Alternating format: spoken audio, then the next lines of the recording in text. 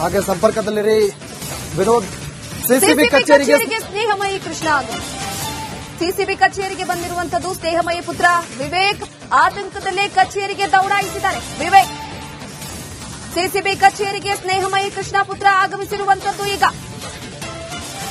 ಒಂದು ಕಡೆ ಸ್ನೇಹಮಯಿ ಅವರನ್ನ ಸಿಸಿಬಿ ಅಧಿಕಾರಿಗಳು ಬಂಧಿಸಿದ್ದಾರೆ. ಇದರ ಆತಂಕದಲ್ಲೇ ಈಗ ಸಿಸಿಬಿ ಕಚೇರಿಗೆ ಸ್ನೇಹಮಯಿ ಕೃಷ್ಣ ಅವರ ಪುತ್ರ ಆಗಮಿಸಿರುವಂತದ್ದು. ಒಂದು ಕಡೆ ಸಿಸಿಬಿ ಸಿಬ್ಬಂದಿಗಳು ಕೂಡ ಅಂದ್ರೆ ಅಧಿಕಾರಿಗಳು ಸ್ನೇಹಮಯಿ ಅವರ ಮನೆಗೆ ತೆರಳಿ ಕೆಲವೊಂದಿಷ್ಟು ದಾಖಲೆಗಳ ಪರಿಶೀಲನೆ. ಇದರ ನಡುವೆಯೇ ಅವರ ಪುತ್ರ ಆತಂಕದಲ್ಲೇ ಮನೆಗೆ ಕಚೇರಿಗೆ ಆಗಮಿಸ್ತಾ ಇರುವಂತದ್ದು ಪ್ರಮುಖವಾಗಿ ನೋಡಿ. ಈಗಾಗಲೇ ಒಂದು ಕಡೆ ಸ್ನೇಹಮಯಿ ಕೃಷ್ಣ ಅವರು ಈಗಾಗಲೇ ಕೆಲವೊಂದಿಷ್ಟು ಭ್ರಷ್ಟಾಚಾರದ ವಿಚಾರಕ್ಕೆ ಸಂಬಂಧಪಟ್ಟಂತೆ ದಾಖಲೆಗಳನ್ನು ಮುಂದಿಟ್ಟು ಕೋರ್ಟ್ ಅಲ್ಲಿ ಇರ್ತಾರೆ. ಅವರು ಕೋರ್ಟ್ ಇಂದ ಆಚೆ ಬಂದಿದ ತಕ್ಷಣ ಊಟ ಮುಗಿಸ್ಕೊಂಡು ಆಚೆ ಬಂದಿದ ತಕ್ಷಣ ಅರೆಸ್ಟ್ ಮಾಡ್ಕೊಂಡು ಕರ್ಕೊಂಡು ಹೋಗಿದ್ರು. ಇಲ್ಲ ಮೇಡಮ್, ನಾನು ಸ್ವಲ್ಪ ನೋಡಿ, ಒಂದು ಕಡೆ ಅವರ ಪುತ್ರ ಹೇಳ್ತಾ ಇರುವಂತದ್ದು ಊಟವನ್ನ ಮುಗಿಸಿ ಆಚೆ ಬರ್ತಾ ಇದ್ದ ಹಾಗೆ ಸಿಸಿಬಿ ಅಧಿಕಾರಿಗಳು ಅವ್ರನ್ನ ಬಂಧಿಸಿ ಕರೆದುಕೊಂಡು ಹೋಗಿದ್ದಾರೆ. ಖಂಡಿತ ಇಲ್ಲ ಮೇಡಮ್, ತಂದೆಯವ್ರ ಜೊತೆ ಅವರೊಬ್ಬರೇ ಇರ್ತಾರೆ. ಊಟ ಮುಗಿಸ್ಕೊಂಡು ಕೋರ್ಟ್ಗೆ ಅಟೆಂಡ್ ಆಗೋದಿರುತ್ತೆ. ಮಧ್ಯಾಹ್ನ ಕೋರ್ಟ್ ಇದೆ, ನಾನು ಅಟೆಂಡ್ ಆಗ್ಬೇಕು ಅಂತ ಅಂದಿದ್ರು ಕೂಡ ಕರ್ಕೊಂಡು ಹೋಗಿದ್ದಾರೆ. ಇಲ್ಲಿ ಸಿಸಿಬಿ ಆಫೀಸಿಗೆ ಬಂದ್ ಕೇಳಿದ್ರೆ ಅವ್ರಿಗೆ ಗೊತ್ತಿಲ್ಲ ಅಂತ ಹೇಳ್ತಿದ್ದಾರೆ. ಇವ್ರಿಗೆ ಗೊತ್ತಿಲ್ಲ ಅಂದ್ರೆ ನನಗೆ ಡೌಟ್ ಬರ್ತಿದೆ. ನನಗೆ ಆಗ್ಲೇ ಬಂದಿರೋ ಮಾಹಿತಿ ಪ್ರಕಾರ ಎಲ್ಲೋ ಅಜ್ಞಾತ ಸ್ಥಳಕ್ಕೆ ಕರ್ಕೊಂಡು ಹೋಗಿದ್ದಾರೆ. ಅವ್ರು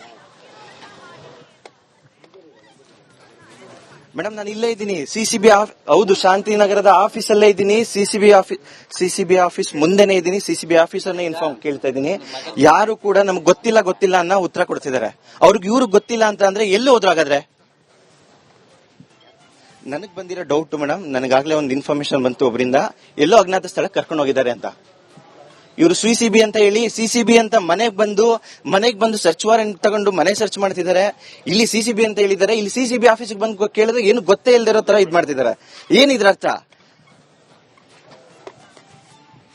ಹೌದು ಮೇಡಮ್, ನಾನು 1/4 ಗಂಟೆಯಿಂದ ಆಯ್ತು ಇಲ್ಲೇ ಇದ್ದೀನಿ. ಯಾರು ಕೂಡ ಮಾಹಿತಿ ಕೊಡ್ತಿಲ್ಲ. ಯಾರು ನಮ್ಗೆ ಗೊತ್ತಿಲ್ಲ ಅನ್ನೋ ರೀತಿ ರಿಯಾಕ್ಟ್ ಮಾಡ್ತಿದ್ದಾರೆ. ಗೊತ್ತಿಲ್ಲ, ಅವ್ರನ್ನ ಕೇಳ್ತೀನಿ ಇವ್ರನ್ನ ಕೇಳ್ತೀನಿ ಅಂತ ಓಡಾಡ್ತಿದ್ದಾರೆ. ಯಾರು ಕೂಡ ಇನ್ಫಾರ್ಮೇಶನ್ ಕೊಡ್ತಿಲ್ಲ ಮೇಡಮ್. ಸಿಸಿಬಿ ಅವರು ಅಂತ ಹೇಳ್ಕೊಂಡು ಕಾರಲ್ಲಿ ಕೂರ್ಸ್ಕೊಂಡು ಕರ್ಕೊಂಡು ಹೋಗಿದ್ದಾರೆ.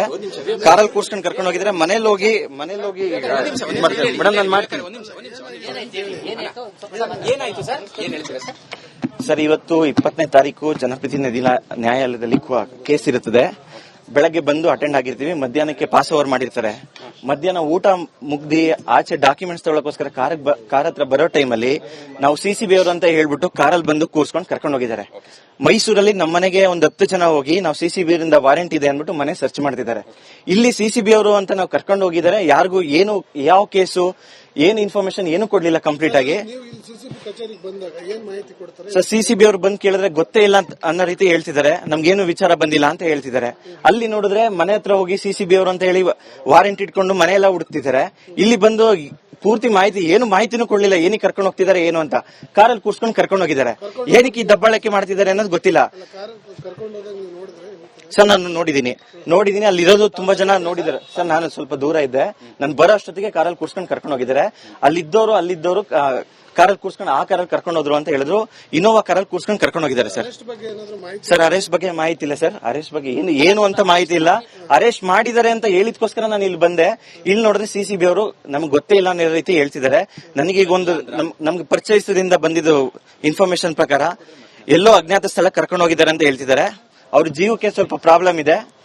ಏನಾದ್ರೂ ಆದ್ರೆ ಈ ಸರ್ಕಾರನೇ ಕಾರಣ ಸರ್. ಅವ್ರ ಜೀವಕ್ಕೆ ಏನಾದ್ರು ಪ್ರಾಬ್ಲಮ್ ಆದ್ರೆ ಸರ್ಕಾರ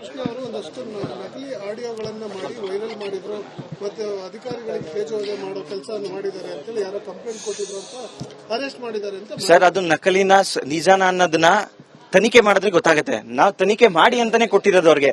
ನಾವು ಕೊಟ್ಟಿರೋ ಕಂಪ್ಲೇಂಟ್ ತನಿಖೆ ಮಾಡಲ್ಲ. ಅವ್ರು ಯಾರೋ ಇನ್ನೊಬ್ರು ಕಂಪ್ಲೇಂಟ್ ಕೊಟ್ಟ ತಕ್ಷಣ ಅರೆಸ್ಟ್ ಮಾಡ್ತೀನಿ ಅಂತ ಈಗ ತಕ್ಷಣ ಅರೆಸ್ಟ್ ಮಾಡಿದ್ದಾರೆ. ಯಾರನ್ನ ತಡೆಯಕ್ಕೆ ನಾವು ಮಾಡ್ತಿರೋ ಕೆಲಸನ ತಡೆಯಕ್ಕೋಸ್ಕರ ಇದನ್ನ ಮಾಡ್ತಿದ್ದಾರೆ ಸರ್. ಯಾವ ವಿಚಾರದಲ್ಲಿ ತಮ್ಮ ತಂದೆಯವ್ರನ್ನ ಇಂದಿನ ವಿಚಾರದಲ್ಲಿ ಏನಾದ್ರು ಸರ್ ಎಲ್ರಿಗೂ ಗೊತ್ತಿರೋ ರೀತಿ ಮೂಡಾ ಕೇಸಲ್ಲಿ ನಮ್ಮಪ್ಪ ತುಂಬಾ ಹೋರಾಟ ಮಾಡ್ತಿದ್ದಾರೆ. ತುಂಬಾ ದೊಡ್ಡ ವ್ಯಕ್ತಿಗಳ ಹೆಸರು ಅದರಿಂದ ಆಚೆ ಬಂದಿದೆ. ಅವರು ಮಾತಾಡಿರೋ ಆಡಿಯೋ ರೆಕಾರ್ಡ್ಗಳ ಆಚೆ ಸಿಕ್ಕಿದೆ. ಎಲ್ಲಿ ನಮ್ಮ ಅವ್ರ ತಲೆ ಮೇಲೆ ಬರುತ್ತೆ ಅನ್ನೋದಕ್ಕೋಸ್ಕರ ನಮ್ಮಪ್ಪನ ತಡೆಯೋದಕ್ಕೋಸ್ಕರ ನಮ್ಮಪ್ಪನ ಬಾಯಿ ಮುಚ್ಚೋದಕ್ಕೋಸ್ಕರ ದುಡ್ಡನ್ನ ಆಮಿಷ ಓಡಿಸೋಕೆ ಪ್ರಯತ್ನ ಪಡ್ತಿದ್ದಾರೆ. ನಮ್ಮಪ್ಪ ಅದಕ್ಕೆ ಒಪ್ಪಿಲ್ಲ, ಅವ್ರ ಹೋರಾಟ ನಿಲ್ಲಿಸ್ತಿಲ್ಲ. ಆ ಕಾರಣದಿಂದ ಇದೆಲ್ಲ ಮಾಡ್ತಿದ್ದಾರೆ ಸರ್. ಇವತ್ತು ಸಿದ್ದರಾಮಯ್ಯ ಅವ್ರದ್ದು ಮೂಡ ಕೇಸ್ ಇತ್ತು ಸರ್. ಬೆಳಗ್ಗೆ ಅಟೆಂಡ್ ಆಗಿದ್ವಿ, ಮಧ್ಯಾಹ್ನಕ್ಕೆ ಟೈಮ್ ಕೊಟ್ಟಿದ್ರು ಆರ್ಗ್ಯುಮೆಂಟ್ ಮಾಡಕ್ಕೆ.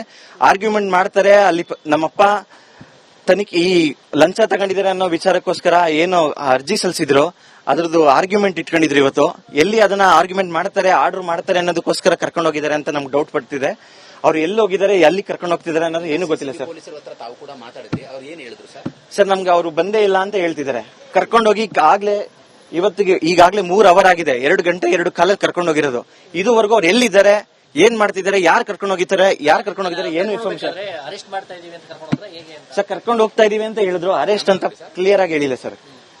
ಕ್ಲಿಯರ್ ಆಗಿ ನಾವು ಅರೆಸ್ಟ್ ಮಾಡ್ತಿದೀವಿ, ಇಂಥ ಕಾರಣಕ್ಕೆ ಮಾಡ್ತಿದೀವಿ, ಇಂಥ FIR ಆಗಿದೆ, ಏನು ಪ್ರತಿಯೊಂದು ಹೇಳಿಲ್ಲ ನನಗೆ. ಸರ್ ಸರ್ CCBಲಿ ಒಂದು ಕಂಪ್ಲೇಂಟ್ ಆಗಿದೆ. ಏನ್ ಕಂಪ್ಲೇಂಟ್ ಅಂತ ಹೇಳಿಲ್ಲ, ಕಂಪ್ಲೇಂಟ್ ರಿಜಿಸ್ಟರ್ ಆಗಿದೆ. ನಾವು ಸರ್ಚ್, ನನಗೆ ಏನು ಇನ್ಫಾರ್ಮೇಶನ್ ಅಂತ ಕೇಳಕ್ಕೆ ಕಾಲ್ನೇ ಕಟ್ ಮಾಡ್ತಾರೆ.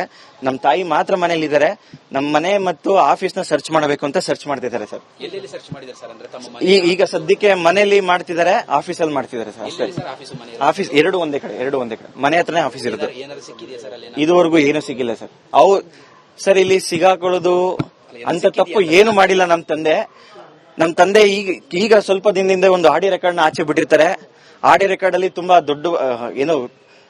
ತುಂಬಾ ದೊಡ್ಡ ಸೀರಿಯಸ್ ವಿಚಾರ ಇರುತ್ತೆ.